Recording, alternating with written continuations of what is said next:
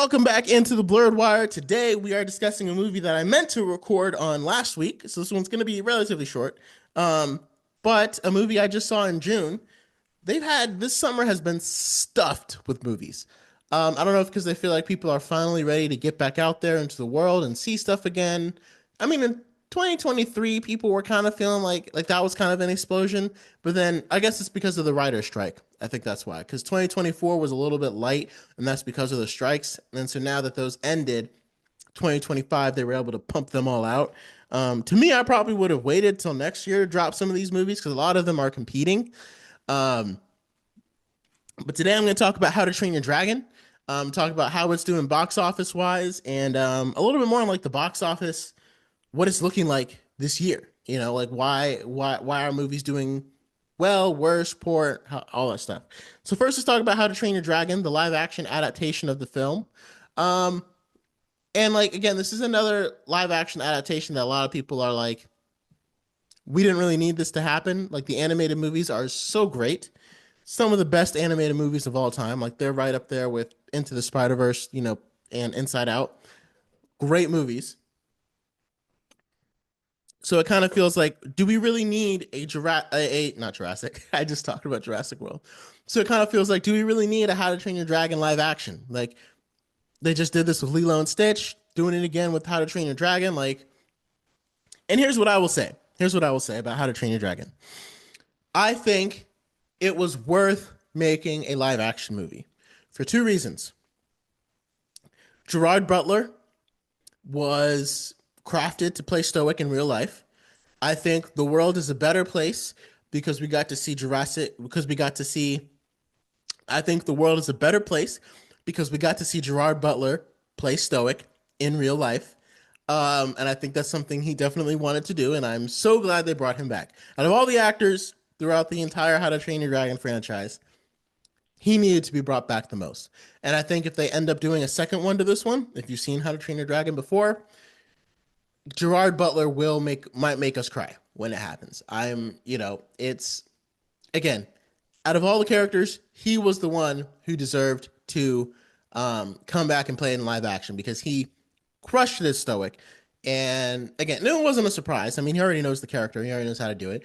But seeing him play it was worth it for this entire movie to happen. Just seeing him play stoic was worth it. And he kept me into the movie for most of it. And I will say, I went to see it with some friends, a friend of mine who's a huge fan of the franchise. The movie grows on you. The movie does grow on you. It gets better with time. As you watch it and get through it, you start to start thinking less about how this is an adaptation of an animated movie, and you just start thinking more of this movie and the characters in it, if that makes any sense. So if you're able to watch it on streaming, go ahead. I think you'll end up enjoying it more than you think you will because it takes a little bit to kind of get past, okay, I'm seeing this in live action, even though I've already seen the animation. But once you do, it's a much better movie because of it. And I think Toothless looked pretty good. I think all of the characters and a lot of the things looked pretty good. And I think the second reason why, there's a lot of things in live action that hit a lot harder than in animated movies. And those, of course, are emotional beats. When something emotional is happening, you're always going to feel much more connected to it if it's done well. Obviously, it still has to be done well. But you're going to feel a lot more connected to it if you're seeing it in live action than you are if you're seeing it in animation. It's just the difference between seeing a cartoon and a real show, And like I said, if we get to How to Train Your Dragon 2, major spoilers for the How to Train Your Dragon franchise, just to let you know. But if we get to How to Train Your Dragon 2 and we see Stoic die, that's going to hit way harder than it hit in live action, than it hit in animation. Secondly, the score.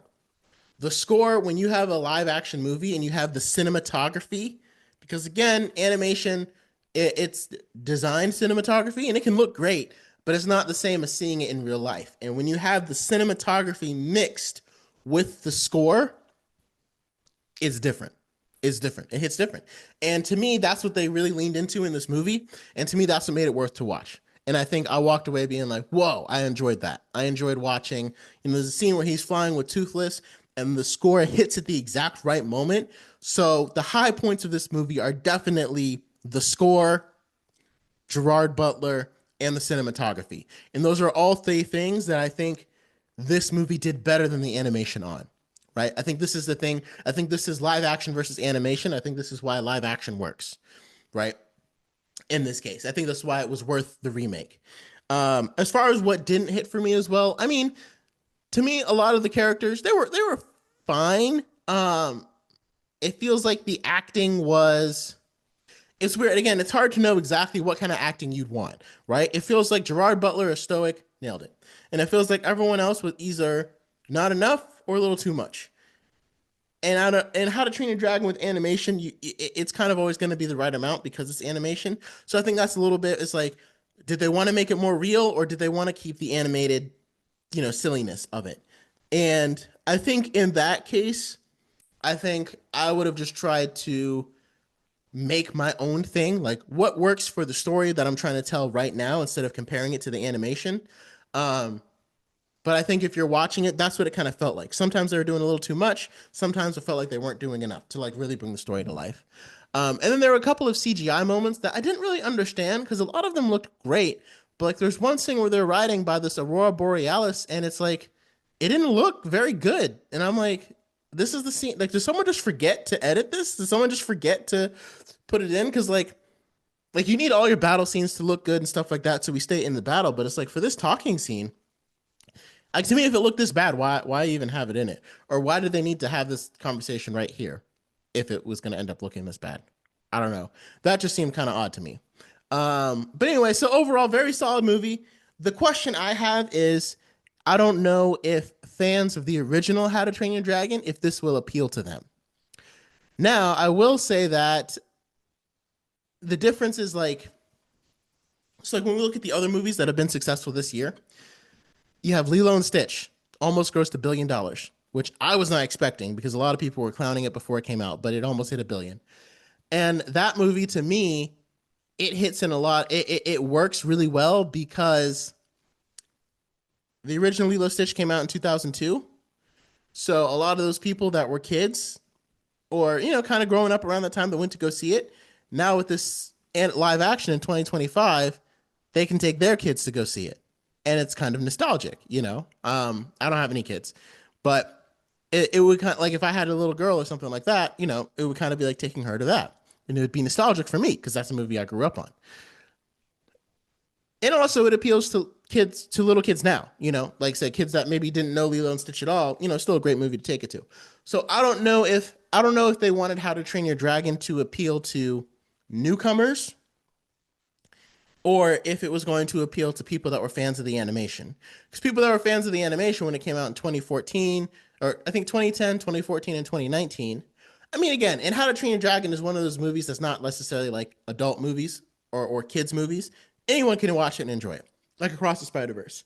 So I don't know if they did that to appeal. I don't know who their target audience is. Like, is this enough to pull people into the How to Train Your Dragon franchise? Is it enough to, or is it just to like reinvigorate those people who were fans of it?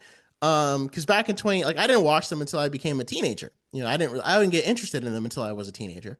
So it's hard to know and it's hard to tell. So I think that's the part. Like it's a little bit easier to see the target for Lilo and Stitch because that silliness and everything is all throughout there. But How to Train Your Dragon, I feel like appeals to a slightly older audience than Lilo and Stitch. And because of that, it's like, is that audience still around? Are they going to attract new audiences? It's tough to imagine. I also wasn't expecting the dragons to be as terrifying as they are. Because even in the animation, like the most terrifying dragons are still like dragons. I mean, they're still animated, so they still kind of look a little bit cuddly and stuff. So I can only imagine what they're going to do when the wildebeest comes out. Some of these dragons were downright terrifying. Like if I had a child, I would almost be like afraid, like, ooh, are they going to see this in their nightmares? Because a lot of them looked, a little bit closer to like dinosaurs, Jurassic World type. So that would be interesting to see. So if you have kids and you did see it, let me know what you thought, if it like really appealed to you. But like I said, and then you've got the Minecraft movie that was built for the kids that made Minecraft popular, and they just made a movie off of it because Minecraft became popular, more recently. But like it's designed to appeal to Gen Z and younger. Like that's the entire point of this movie. So it's kind of interesting to see like which movies are doing well and which ones aren't. And I think, like I said, this one is just it's been an interesting year for not an interesting year, but like in 2023, the whole thing was original IPs were crushing it. Oppenheimer, Barbie, and the franchise movies were flopping. Mission Impossible, The Marvels, and it was kind of like, oh, is this kind of a turn towards, hey, more original IPs need to be, you need to start going more towards original IPs because those are going to bring in the most money. And then you have 2024, the only movie that brings in a billion is a franchise movie in Deadpool and Wolverine connected to Deadpool franchise and the Marvel franchise. And then you get to 2025 and it's completely flipped from 2023. All the movies that are doing well are franchises. And all the movies that aren't doing so well are original IPs. Mickey 17 didn't do much, Novacane didn't do much. All the big movies so far this year. I mean, Wicked Part 2 probably has a good chance to go over a billion after Wicked came out. And it hasn't even dropped yet. Superman, we're watching tear up the box office. Another franchise. I mean, and it's kicking off a franchise, but still. Fantastic Four, First Steps, franchise we're about to see. It's probably going to do extremely well at the box office. Thunderbolts hasn't done that well, but even Captain America Brave New World brought in a modest take over most of the original IPs.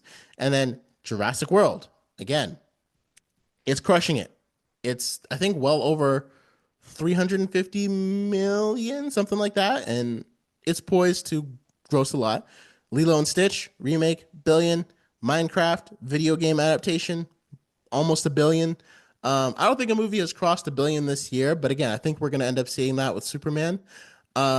Maybe even Fantastic Four First Steps, but I'm not sure. But again, that's not an original franchise. So it's very interesting about the shift between how 2023 was kind of like, man, franchises might be dead. Even 2023 Fast and Furious 10, Fast 10 came out and it didn't do as well as people thought. It still made a lot of money, but the budget was so inflated, like people thought it had to be $1 billion hit, and the last ones had all been billion, billion, billion, and it didn't hit that. And the narrative was kind of like, oh, franchises are dying. IPs, or now is the time for original IPs. But now here we are, and it appears like original IPs are, I mean, maybe no one has just had a good enough idea, but let's check the box office for this year. Um, just to see. I guess you could kind of consider Minecraft to be an original IP the way that Barbie was, because Barbie was based off of a character, um, and Minecraft is based off of a video game. So kind of, but like I said, this year is um, box office number one. So a Minecraft movie is still doing well. Sinners did pretty well this year, and that was an original IP. Um, but again, if you look at the actual numbers, it still hasn't done anywhere close to the highest grossing films. Well, actually, no, it's number three. Okay. Oh, well, it's for domestic. I want to see worldwide.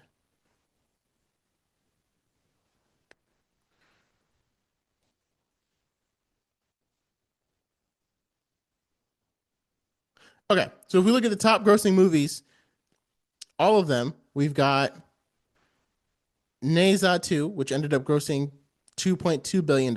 I have no idea. I've never seen that movie. I don't know what it's about, but I think it was released primarily in China and ended up doing really well across the entire world. Lilo and Stitch is number two. Again, franchise kind of movie, or at least a remake. Remake, I guess. So when I say franchise or a remake compared to an original IP, Lilo and Stitch did super well, almost a billion. A Minecraft movie, kind of you could kind of consider it original IP, but it's based off a video game. Again, almost a billion. Mission Impossible. So again, the year that people said that because of the performance of Mission Impossible Dead Reckoning, that franchises might be dead.